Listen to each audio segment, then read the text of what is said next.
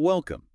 We are embarking on an in-depth exploration of a movie that really fundamentally changed how Hollywood approached science fiction, a film whose legacy is far more complex than just its shocking final scene. That's right. We're talking about the 1968 classic Planet of the Apes. And our goal here isn't to just rehash the plot. We're going to assume you know the core story. Exactly. Instead, we want to uncover the fascinating history behind its production, the technical breakthroughs that brought it to life, and the enduring influence it still holds over culture today. So let's just quickly set the stage. The basic premise is, on its surface, pretty simple.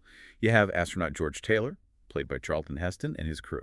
They're on this long journey, traveling at near light speed, which of course leads to that profound time dilation. And they crash land. It's a distant, desolate-looking planet. After this really harrowing journey on foot, they check their chronometer. And it confirms they're in the year 3978. That's a little over 2,000 years after they left Earth back in 1972. And that time jump is just so crucial because it frames everything that follows. It's the whole setup. Because they discover this world is, well, it's inverted. You have intelligent speaking apes, gorillas, orangutans, chimpanzees who are the masters. And they're not just a random group. They're structured into a very rigid, stratified society. While humans, on the other hand, are primitive. They're mute. They're treated as little more than animals. And this is the foundation, upon which all the film's social commentary is built. And what a foundation it turned out to be. The film just exploded onto the scene. It was a massive box office success. It was immediately hailed as groundbreaking, not just for its political boldness, but for its sheer technical artistry. It was asking these really profound questions about our own society, but at the same time, it delivered a visual spectacle that Hollywood had never really seen before. Especially when it came to the practical prosthetic makeup. That was the real game changer. It was an enormous commercial and creative gamble. Yeah. And its success really confirmed that audiences were hungry for intelligent, challenging science fiction. But science fiction that also delivered on the spectacle promised by the genre.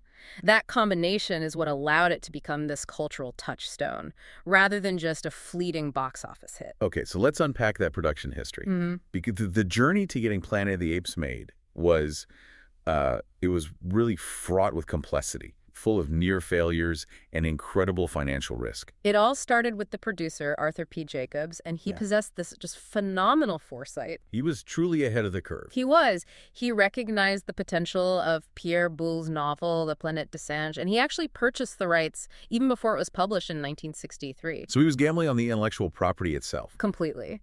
But turning that vision into a marketable, producible film, that was a huge undertaking. The core concept of talking apes was just considered technically ludicrous by most studios. And financially prohibitive. Absolutely. But he didn't give up. There were early attempts to get it moving, like a pitch to Warner Bros. Back in 1964. And they even had director Blake Edwards attached for a time. They did, but they just couldn't get past those budget and technical hurdles. Jacobs' persistence only paid off after he delivered a major hit for 20th Century Fox. The musical comedy, What a Way to Go, in '64. That success was his golden ticket. It gave him the leverage he needed to approach Fox's vice president, Richard D. Zinnick, with the Apes project again. But the studio was still hesitant. Very hesitant. Jacobs was already heavily involved with another hugely expensive picture for Fox, the musical Dr. Dolittle. So securing that initial $5.8 million budget for Apes required a real leap of faith. And that leap of faith was heavily dependent on the promise that those technical challenges, especially the makeup, could actually be solved. Which leads us directly into the crucial screenplay changes. And this is a fascinating story of, creative genius meeting cold, hard economic reality. The first major creative force involved was Rod Serling. The mastermind behind The Twilight Zone. I mean, who better to adapt Boulle's highly philosophical novel? He seemed like the perfect person for it. He was, and he wrote the initial outline and several drafts, but his vision was almost immediately rejected. Because of the cost. The astronomical cost. Serling had envisioned a highly technologically advanced ape society. You have to picture modern cities, cars, helicopters, advanced laboratories, all run by apes. Just imagine the production budget for building that kind of future. It would have easily quadrupled the eventual cost. So the previously blacklisted screenwriter Michael Wilson was hired to perform a massive rewrite of Serling's script. And this is where the director, Franklin J. Schaffner, comes in and makes a key decision. A key artistic and economic decision that basically saved the film. Schaffner suggested simplifying the ape society. Making them more primitive. Exactly. Living in rustic villages, using horses instead of cars, medieval-style weaponry. By doing that, you eliminate the need for costly, futuristic architecture, sets, and special effects. And that drastically reduced the production cost and made the whole project financially viable for the studio. But the real brilliance of the creative team was knowing what to keep from Serling's original drafts. They kept his core dramatic and thematic framework. And most importantly, they kept his stylized twist ending. That ending, which just completely recontextualizes everything you just watched, became one of the most famous closing moments in all of cinema. So is this perfect synthesis? You had Wilson's more grounded script, Schaffner's visual direction, and Serling's high-concept, dramatic punctuation at the end. And we should probably acknowledge the collaborative nature of the writing process, which often goes unnoticed. Associate producer Mort Abrahams confirmed that an uncredited writer, known only as Kelly, was brought in to polish the script. And Kelly is specifically credited with adding some of the most memorable dialogue. Yes, some of that more colloquial, tongue-in-cheek dialogue, including that one very famous, frequently quoted line. It just shows how many layers were added to refine the language and sharpen the satire. But all of these narrative decisions, all this work on the script, it all hinged on one colossal hurdle. The makeup. The makeup. The production could not move forward without absolute assurance that they could make actors look like a believable, talking, expressive apes for the entire length of the film, day in and day out. Absolutely. This was the biggest technical risk, and it came to define the technical legacy of the film. The producers had to prove feasibility. Which led to that pivotal test scene. Shot on March 8, 1966. This test was absolutely crucial for convincing Richard Zanuck at Fox that his investment was not going to turn into some kind of visual disaster. And it's interesting who was in that test footage. Charlton Heston was there, of course. Though his character was originally named Thomas, not Taylor. Right. And Edward G. Robinson played Dr. Zaius. The test was successful enough to get the film greenlit, but Robinson ultimately dropped out. He did. And his reason for leaving just underscores how incredibly difficult the makeup process was. Robinson cited his declining health, but historical accounts specify that he found the claustrophobic nature of the facial prosthetics just unbearable. He couldn't handle the long hours encased in all that heavy latex. Exactly. Yeah. And that fear, coming from a legendary actor like him, illustrates the immense physical challenge that the rest of the cast was being asked to endure. But the success of that screen test really launched the career of the prosthetic artist, John Chambers. His work was so groundbreaking, so far beyond what the Academy usually recognized at the time, that he was awarded an honorary Academy Award. For outstanding makeup achievement. It was a specific acknowledgement that this was pioneering work that established a whole new standard for transformation in cinema. And it wasn't just about creating a single design, it was about mass production and logistics. Chambers oversaw a truly industrial process. To handle the sheer scale of it all, hundreds of extras needing partial or full ape makeup every single day. He held these comprehensive training sessions at the 20th Century Fox studios. He mentored a large team of specialized makeup artists.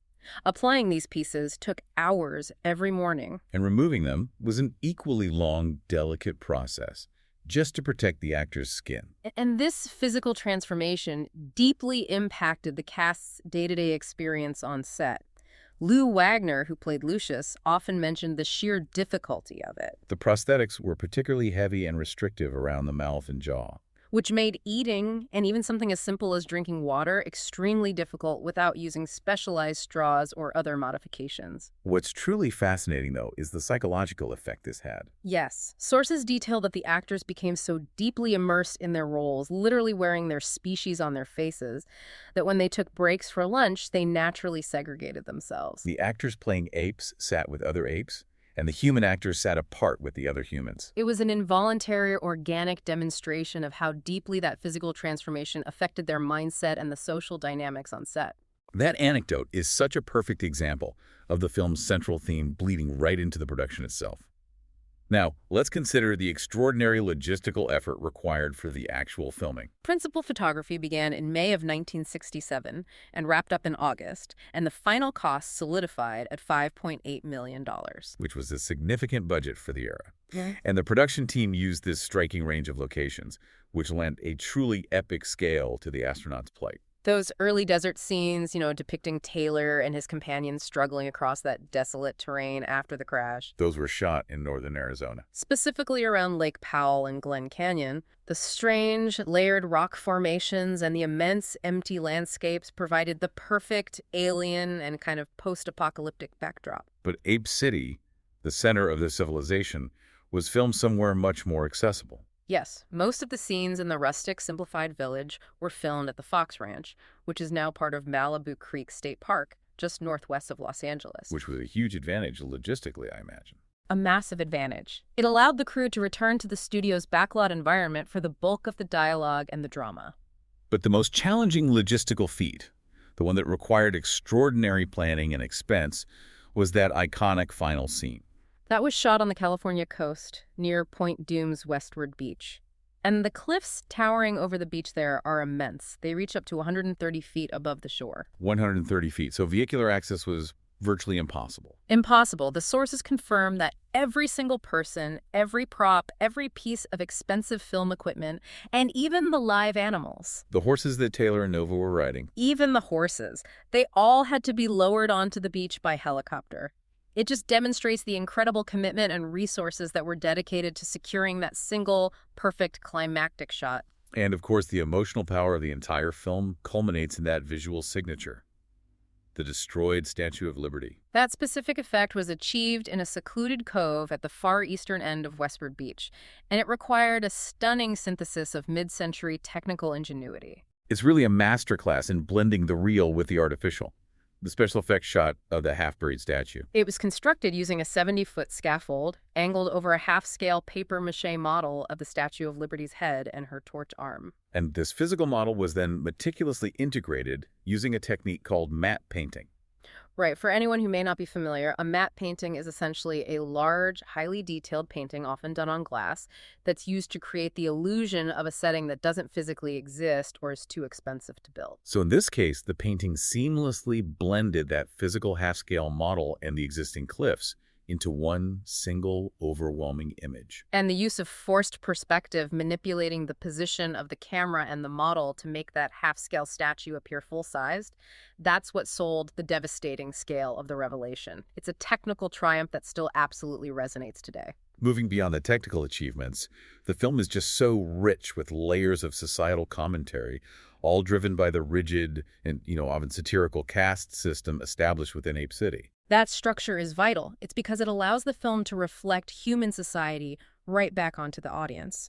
At the bottom of the ape hierarchy, you have the gorillas. They are the manual laborers, the muscle. And most importantly, the military and enforcement wing of the society. They're the hunters and the police. They represent physical power, unquestioning loyalty, and the ability to enact violence on the lower castes. Then you have the orangutans. The administrative class, they hold the political and religious power, overseeing the government, and critically, the preservation and literal interpretation of their sacred texts. And Dr. Zaius, played by Maurice Evans, is the supreme embodiment of this caste. He's the minister of science and the chief defender of the faith. He represents theocratic dogma, the refusal to question accepted beliefs, and the political power that comes from willful ignorance. And finally, you have the chimpanzees. They occupy the intellectual and scientific sphere. Dr. Zira and her fiancé Cornelius are the prime examples here. They represent the progressive faction, driven by intellectual curiosity, science, and medicine. They are the ones who are willing to challenge the established order when they're confronted with evidence. Specifically, the existence of a talking human like Taylor. They are the liberal, questioning wing of ape society. And in stark contrast to this complex hierarchy is the status of the humans. They're primitive, they're mute, and they're reduced to chattel. The film describes them as vermin to be hunted and either killed outright, enslaved, or used in scientific experiments. It's a total brutal reversal of perceived power.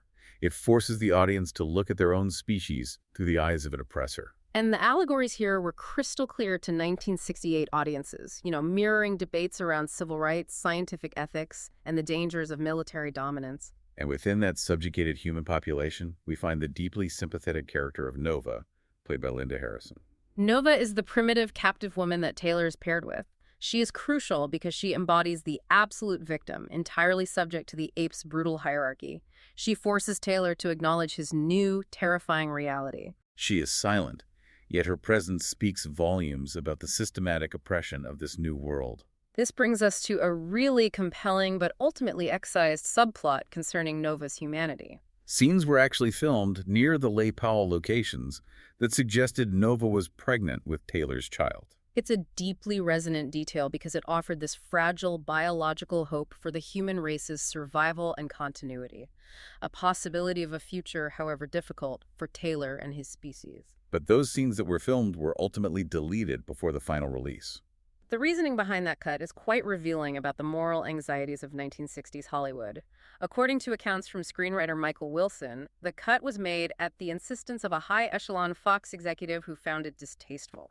And the primary concern wasn't just censorship, it stemmed from a debate over Nova's actual status. That's right. If Nova was defined as merely humanoid or some lower evolutionary form, the implication of a pregnancy resulting from their coupling was seen as potentially scandalous. There were fears of the implication of sodomy in the contemporary press. Alternatively, some argued the subplot simply detracted too much from the grand scale of the final ending, from the revelation of the global catastrophe. Regardless of the precise motivation, the decision stripped Nova of her potential maternal role. It ultimately flattened the complex, vulnerable humanity the character represented. It's a clear example of how external corporate anxiety compromised a small but vital narrative thread about human survival. And we really must recognize the humanity of that character whose fate was altered by executive fear. The film also established several definitive science fiction performances that anchored the entire series. Roddy McDowall, as the compassionate, inquisitive scientist Dr. Cornelius, he provides the ethical center of the Ape narrative. His connection to the franchise is just unparalleled. He appeared in 4 of the 5 original films and the subsequent TV series. He became the essential heart of the entire saga. McDowall and Kim Hunter, as Dr. Zira, created a truly memorable duo. They were the intellectual dissidents, driven by scientific method and compassion, willing to risk their lives and their standing to champion Taylor's seemingly impossible claim. The claim that he could speak, and that humans were once intelligent. Their dynamic provides that crucial emotional connection to the apes. And their antagonist, Maurice Evans, as Dr. Zaius, delivered a masterful performance. Zaius isn't just a simple villain. No, he's a terrifying figure because of his unwavering conviction. He believes in the absolute necessity of maintaining the social order by suppressing what he calls forbidden knowledge. He is protecting his civilization from the self-destructive tendencies that he knows humans possess. All these tensions accelerate toward that devastating climax of discovery. After Taylor escapes from Ape City, the first major clue he finds is in the Ape Museum. And that clue is deeply chilling. Taylor discovers his former comrade, Dodge, is not just dead. He's been preserved, stuffed and mounted in a museum display. Confirming the apes' view of humans not merely as slaves or vermin, but as specimens to be categorized, studied, and displayed, utterly stripped of their individuality and sentience. Taylor is quickly recaptured and taken before the ruling council. This is the moment where the dam breaks. And he vocalizes the most famous quote of the film, shattering the ape's fundamental dogma. "Take your stinking paws off me, you damn dirty ape." And that line, ranked so highly by the AFI, marks the precise point where the apes realize their central belief that humans are mute primitives is a devastating lie. The aftermath is rapid and brutal. Taylor learns that Landon, his other comrade, has been subjected to a lobotomy. Rendered catatonic and silent, it's a chilling display of the ape scientific community's ultimate cruelty and their desire to silence the truth. Zaius refuses to acknowledge Taylor's origins, desperately labeling him as either a member of an unknown tribe or the subject of some mad scientist's experiment. It's Zira and Cornelius, along with Zira's nephew Lucius, who orchestrate Taylor and Nova's escape into the Forbidden Zone, that taboo, off-limits area. Cornelius had previously discovered artifacts in a cave there, remnants that suggested an earlier, non-simian civilization. They lead Taylor to the cave, and in one of the most intellectually compelling moments of the film, Taylor confronts Zaius, forcing him to witness the evidence displayed by Cornelius. They show him the undeniable remnants of a technologically advanced human society that existed before the apes rose to dominance. And we get to see the specific, almost mundane artifacts of that destroyed civilization, which make the revelation even more poignant. Modern human items like dentures, eyeglasses, a heart valve. And the greatest shock to the ape scientists, a functional talking human doll. The doll proves definitively that humans possess complex language and technology, but the key reveal happens immediately after. Zaius admits he knew the truth all along. He charges Zira and Cornelius with heresy and ruthlessly seals off the cave with explosives to destroy the evidence. It illustrates that for the orangutans, dogma and the self-preservation of their society trump any scientific truth or historical fact. But before Taylor and Ova ride away, Zaius offers this profound, chilling warning. He tells Taylor not to search for an answer he won't like, Adding that the now desolate Forbidden Zone was once a lush paradise, and that it was humans who destroyed it. and that sets the stage perfectly for the final, gut-wrenching moment that turns the whole film on its head. When Planet of the Apes premiered in 1968, it was far more than a simple genre film. It was treated as a serious piece of social commentary, earning immediate and widespread critical acclaim. It was widely regarded as an instant classic, applauded for its imagination and its potent, if subtle, commentary on societal fault lines, political corruption, and the dangers of religious or ideological rigidity. The critic Pauline Kael really captured the sentiment, calling it one of the most entertaining science fiction fantasies ever to come out of Hollywood. She recognized its unique blend of intelligence and spectacle. Even Roger Ebert, who could be skeptical of genre films, was complimentary. He noted that it was much better than I expected it to be, highlighting its quick pace and entertainment value. And crucially, he pointed out that the film's philosophical pretensions don't get in the way of the action. That balance is its genius. The Rotten Tomatoes critical consensus summarizes this perfectly. It notes that the film raises thought-provoking questions about our culture without letting social commentary get in the way of the drama and action. It was truly able to operate on two levels, as a thrilling adventure and as a trenchant social satire. And beyond the drama and the visuals, that entire atmosphere of dread and mystery is so deeply reliant on Jerry Goldsmith's nominated score. This score is arguably one of the most distinctive and influential elements of the film's lasting legacy. Goldsmith deliberately avoided traditional orchestral scoring to create a very alien, disorienting soundscape.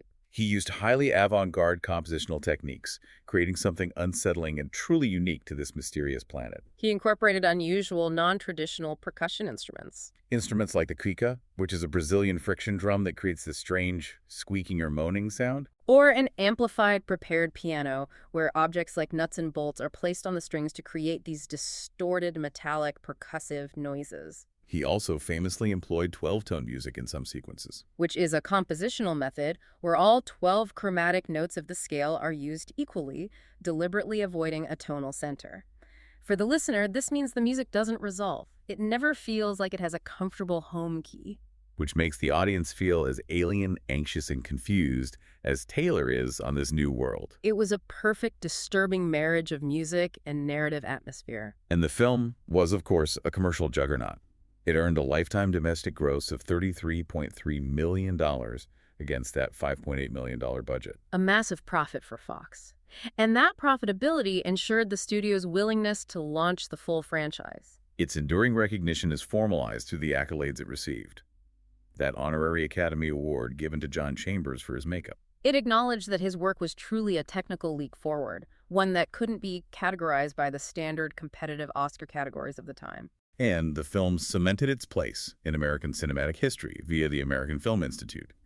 It ranks number 59 on AFI's 100 Years.100 Thrills list. And Taylor's furious, defining line, "Take your stinking paws off me, you damned dirty ape," is ranked number 66 on the AFI's 100 movie quotes list. That line is instantly recognizable even today. And its status as a foundational, culturally significant work was permanently recognized in 2001. Planet of the Apes was selected for preservation in the United States National Film Registry by the Library of Congress, which designates works as culturally, historically, or aesthetically significant. That selection assures its permanent legacy in film history. Now here's where it gets really interesting. The success of the 1968 film launched one of the most robust, enduring, and chronologically ambitious franchises in all of science fiction. It was never intended as a standalone film. The success was so immediate that a sequel, Beneath the Planet of the Apes, was greenlit almost instantaneously for a 1970 release. Rod Serling was initially brought back to provide an outline for a sequel, but his ideas were ultimately discarded. In favor of a new story focusing on Taylor and a new astronaut, Brent. And that film kicked off a rapid run of sequels, capitalizing on the established mythology. You had Beneath in 1970, Escape from the Planet of the Apes in 71, Conquest in 72, and Battle for the Planet of the Apes in 1973. And the consistency provided by Roddy McDowall's commitment to the role of Cornelius and later his son Caesar was so vital in maintaining the narrative continuity across that series. The appeal was so broad that the story quickly migrated to the small screen in the mid-70s, proving the concept had mass appeal beyond cinema. We had the 1974 live-action television series, which followed new astronauts crash landing on the ape world. And then the 1975 animated series, Return to the Planet of the Apes, which expanded the mythology even further.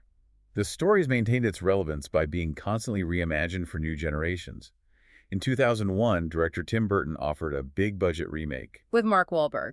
Though it was divisive, it kept the core high concept alive for a new millennium. But the true modern revival, and arguably the most successful continuation of the franchise's social commentary, began with the reboot series launched in 2011. With Rise of the Planet of the Apes. That film, followed by the critically acclaimed Dawn in 2014 and War in 2017, fundamentally shifted the focus. Instead of focusing on Taylor's perspective of the fall of humanity, the reboot chronicled the detailed, tragic, and ethical rise of the intelligent ape society led by the chimpanzee Caesar. And that success has continued with the newest entry, Kingdom of the Planet of the Apes in 2024, demonstrating that the themes of intelligence, societal collapse, evolution, and ethics resonate just as strongly today. The ability to shift the chronological perspective has been key to its longevity. The influence also extended far beyond cinema and television. The publishing and comic book history is equally expansive. It started early, with comic adaptations by Gold Key in 1970 and Marvel Comics in the mid-70s, which were huge sellers. As the years went on, Malibu Comics reprinted the Marvel adaptations and produced new stories, including the crossover Ape Nation. Then Dark Horse Comics adapted the 2001 Burton remake. There's just a consistent demand for print narratives. Currently, Boom Studios holds the licensing rights, and they have done remarkable work in expanding the canon.